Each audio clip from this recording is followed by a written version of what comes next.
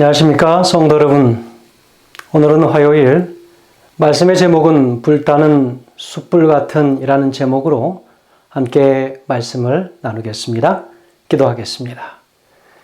하늘에 계신 아버지 하나님, 오늘도 저에게 귀한 말씀의 제목을 주셨사오니 감사합니다.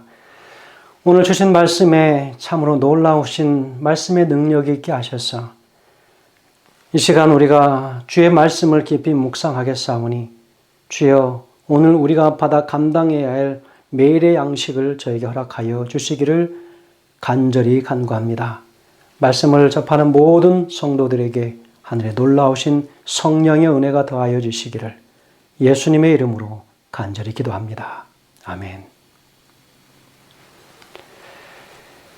불타는 숯불 같은 이라는 제목으로 함께 말씀의 은혜를 나눕니다. 구약 성경에 나타나는 그룹은 종종 사람의 얼굴과 동물의 몸을 가졌고 날개를 가진 존재로 표현합니다. 그래서 성경에 표현되어진 이 그룹의 몇 가지 특징들이 있는데 바로 그것은 이렇습니다. 그 첫 번째로 창세기 3장 2절의 말씀이나 에스겔서 28장 14절 16절의 말씀을 통해서 보면 하나님의 명령을 받아서 생명나무를 지키는 역할을 한다라고 했습니다. 두 번째는 속죄소 양편에 있었고 성막 휘장에 수놓여져 있었습니다. 그리고 법궤 위에 있던 이 그룹들은 나무로 만들고 금을 입혔고 날개를 활짝 펴고 있는 모습을 하고 있었습니다. 그리고 세 번째는 하나님의 보좌를 바치고 있는 존재로 성경에서는 그렇게 표현하고 있습니다. 이런 것처럼 그룹이 속죄소와 성막 속에 동물의 모습을 한 형상으로 세워져 있지만 그 자체가 숭배 대상이 되었던 우상과는 확연히 다른 존재입니다. 우리 야훼 하나님께서는 그룹을 타고 천상을 누비신다라고도 사무엘상 22장 11절이나 시편 18편에서도 그렇게 표현하고 있지 않습니까? 에스겔서에 나타나는 그룹에 관한 상세한 여러 그 묘사들은 이렇습니다. 내 날개와 내 바퀴를 가졌다라고 성경 에스겔서 1장 4절부터 그렇게 표현하는 것을 보게 됩니다. 에스겔서 10장에서도 보면 표현하고 있죠. 그런데 오늘 질문은 이렇습니다. 에스겔서 1장에 있는 말씀과 이사야서 6장 있는 말씀, 그리고 계시록 4장에 나와 있는 그룹 천사들에 관한 이 여러 묘사들에 나타난 각각의 다른 성경책에 나와 있는 그 동일한 천사들의 그 활동하는 혹은 생김새나 여러 가지 정황들의 유사점을 우리가 살펴보는 시간입니다. 바로 에스겔은 아주 인상 깊게 그려지는 하나님의 능력을 보았습니다. 그 시작은 혼란스러웠는데 바로 이것은 택함받은 하나님의 백성이 약속의 땅이 아닌 바벨론의 포로 생활을 하는 그들이 현재 겪고 있는 곤경과 그 곤란한 삶에 상당히 많은 일치성을 부여한다는 것입니다. 에스겔은 자기 앞에 놓인 장면을 살피다가 고개를 들어서 이 모든 것 위에 있는 하나님의 보좌를 바라보게 됩니다. 다른 보좌 혹은 환상들과의 중요한 그 유사점들을 오늘 우리가 보아야 하는 것입니다. 에스겔이 목격한 이 생물은 요한이 본 이 환상에 나타나는 생물들과 아주 똑같은 단어들로 언급되어져 있는데 사자, 독수리, 소, 그리고 사람의 얼굴을 가지고 있다는 것입니다. 중요한 것은 늘 하늘 성소에 하나님과 그들이 함께 존재한다는 거예요. 때로는 보좌에 있다고도 하고 하나님과 함께 있다라고도 하는 존재들입니다.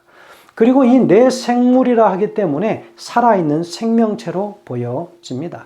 그래서 영어에서는 바로 킹제임스에서는 표현하기를 for living creatures 그렇게도 이야기하고 for beasts 이렇게도 표현합니다. 살아있는 존재, 피조물이지요. 그리고 내 짐승들 이렇게 표현하고 있다는 거죠. 계시록과 에스겔에 나오는 말씀의 표현이 상당히 유사하지요. 바로 이 네 생물은 하나님의 보좌를 떠받치거나 그 주변에서 보좌와 함께 움직이고 하나님께 시종드는 바로 스랍 천사로 보입니다. 에스겔서도 계시 가운데에서 하나님의 보좌를 보았다라고 했습니다. 에스겔서 1장 19절 20절에서는 생물의 움직임을 이렇게 묘사하는데요. 우리가 본문의 말씀 보겠습니다. 19절 20절 말씀입니다. 생물이 행할 때에 바퀴도 그 곁에서 행하고 생물이 땅에서 들릴 때에 바퀴도 들려서 어디든지 신이 가려고 하면 생물도 신에 가려 하는 곳으로 가고 바퀴도 그 곁에서 들리니 이는 생물의 신이 그 바퀴 가운데 있음이라 그랬습니다. 일치성, 완전히 일치된 한 몸으로 표현하고 있습니다. 우선 하나님이 계시고 내 생물이 있는데 내 생물은 하나님이 움직이시는 대로 동시에 움직이는 느낌을 주고 있습니다. 어쨌든 살아있는 내 존재가 하나님의 보좌 주변에 있었다고 표현하고 있습니다. 그리고 더하여 표현하기는 이사야서 6장 2절에서는 6날개에 관한 표현이 나옵니다. 바로 그 묘사된 내용과 상당히 또한 일체성을 갖는 것을 볼 수 있는데 바로 이 스랍은 모셔 섰는데 각기 6날개가 있어 그 둘로는 그 얼굴을 가리웠고 그 둘로는 그 발을 가리었고 그 둘로는 날며라고 그렇게 표현했습니다. 여러분 스랍이라고 하는 천사를 가리키는 말인데 모셔 섰다고 하는 것은 하나님께 시종을 들고 있는 계시록 4장의 네 생물과 같은 의미를 가지고 있다라고 하는 것으로 보여집니다.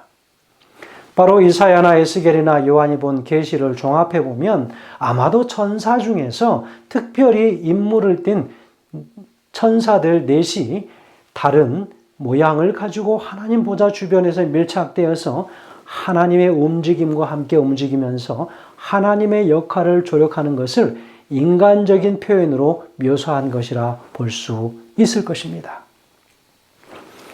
여러분, 이 네 생물, 다시 말하면 살아있는 존재를 의미하면서 하나님과 연결된 존재들인 것이 분명합니다. 네 생물의 모양은 에스겔서 1장 10절과 계시록 4장 7절의 내용이 일치하는데 그곳에는 두 성경책에는 이렇게 표현하고 있습니다. 첫 번째는 사람의 얼굴이 나타난다고 이야기했습니다. 두 번째는 사자의 얼굴입니다. 세 번째는 소의 얼굴, 그리고 네 번째는 독수리의 얼굴이 있다라고 얘기합니다. 그런데 여기는 다 상징적 의미가 있습니다. 특별히 이번 기회 모든 이 과정 공부의 특징은 무엇이냐면 성경 예언을 이해함에 있어서 그 각각에 가리키는 여러 상징들, 그들이 의미하는 바를 우리가 분명히 깨달아 알 때에 예언을 바르게 이해할 수 있다고 하는 것을 거기에 포커스를 두고 있는 것 아니겠습니까? 사람이라고 하는 것을 우리가 어떻게 비유하면 좋을까요? 바로 그 사람은 지성적 존재입니다. 사자의 얼굴은요, 힘이나 용맹함이 있습니다. 그리고 소의 얼굴은 무엇이 있습니까? 우직하면서도 끊임없이 조용히 묵묵히 봉사하지 않습니까? 독수리의 얼굴은 무엇입니까? 민첩성을 상징하지요. 이런 상징적인 의미와 함께 지성과 힘과 봉사와 민첩성을 가지고 그들이 봉사하고 있음을 상징하고 있다는 것이지요. 그리고 이스라엘 백성들이 광야를 여행할 때 이 네 생물에 따라서 각 지파를 배정해서 행군하고 야영을 할 때도 성소를 중심으로 네 생물이 위치에 따라서 지파들을 배치하여 질서정연한 모습을 보여주고 있다고 할 수 있겠습니다. 하나님께서 하늘에서 어떤 모양과 어떤 형태와 어떤 기능을 가지고 존재하고 계신지를 이런 상징적 모양으로 가르쳐 주셨다고 하는 것은 놀라운 일이고 사람들이 이해하기 쉽도록 형상화하여서 사람들을 도우시기 위하여 친숙하게 다가오시는 하나님이신 것을 알 수 있다고 하는 것입니다. 그리고 네 생물은 보좌 주변에 위치하고 있는 피조물들과 함께 특별히 끊임없이 하나님을 찬양하며 존귀와 감사를 돌리고 있다고 하는 것을 볼 수 있습니다. 오늘 우리가 이 본문의 말씀을 통해서 깨닫는 것은 하나님의 보좌 가장 가까운 곳에 위치한 이 네 생물의 역할들 중에 하나님의 가지신 모든 특징들, 사람의 얼굴, 사자의 얼굴, 소의 얼굴, 독수리의 얼굴을 가지신 다양한 품성들은 모두 이 땅에 하나님의 백성들을 위하여 봉사하시는 하나님이신데, 이사야 6장의 스랍 천사는 이사야를 만나고 그를 선지자로 쓰기 위하여 하늘 성소에 있는 핀 숯불, 특별히 불에 타고 있는 숯을 집게로 집어다가 이사야의 입에 대어줌으로 정결하게 하는 의식을 통해서 그를 사용하시고, 그리고 그때부터 그를 선지자라고 호칭하시는 모습을 보게 됩니다. 무엇을 말하고자 함인 것입니까?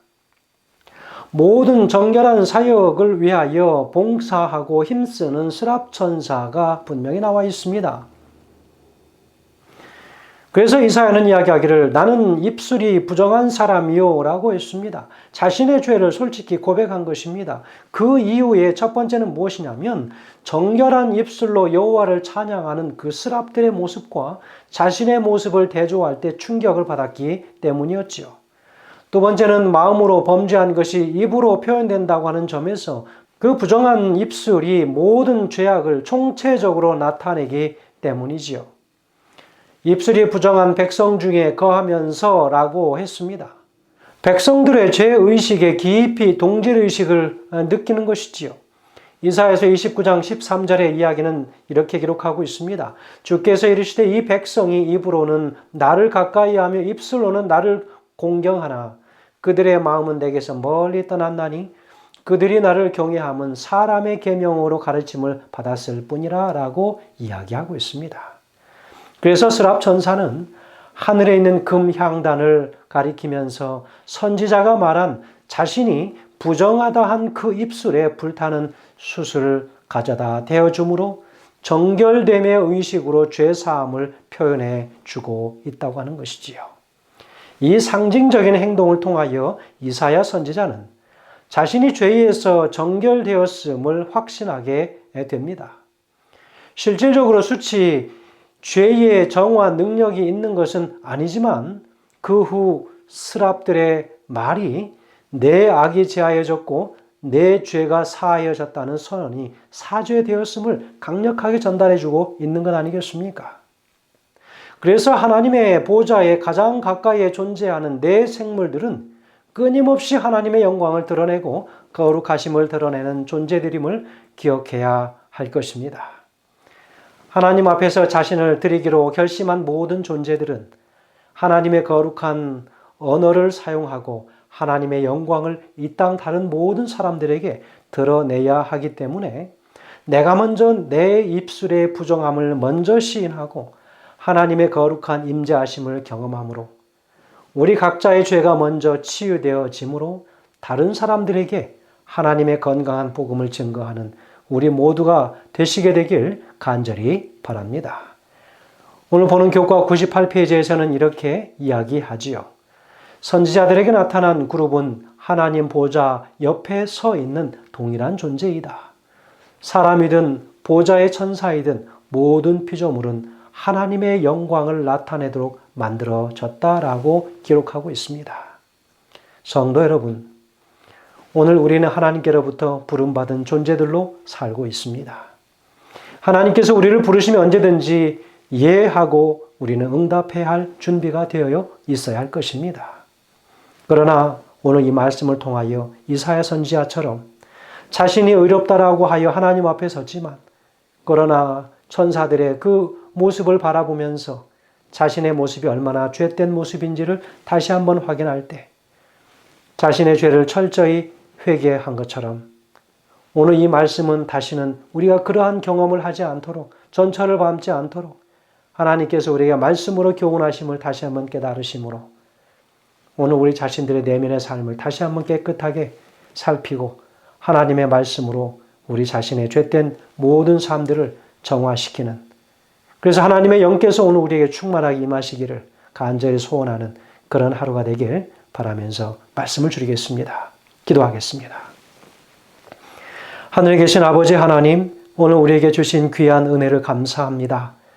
오늘 우리의 심령과 우리의 모든 육신의 입술과 또 우리 영의 모든 우리의 품성 속에 하나님 하늘의 그 제단에서 취한 그 숯불이 되어지게 하심으로 우리도 깨끗하게 정화되어짐으로 내 죄가 다 사해졌다라는 분명한 선언을 우리가 듣고 정결한 심령으로 주의 말씀을 대언하고 사람들에게 그 그리스도를 증거하는 하루가 될 수 있도록 인도하시기를 예수님의 귀하신 이름으로 간절히 기도합니다. 아멘.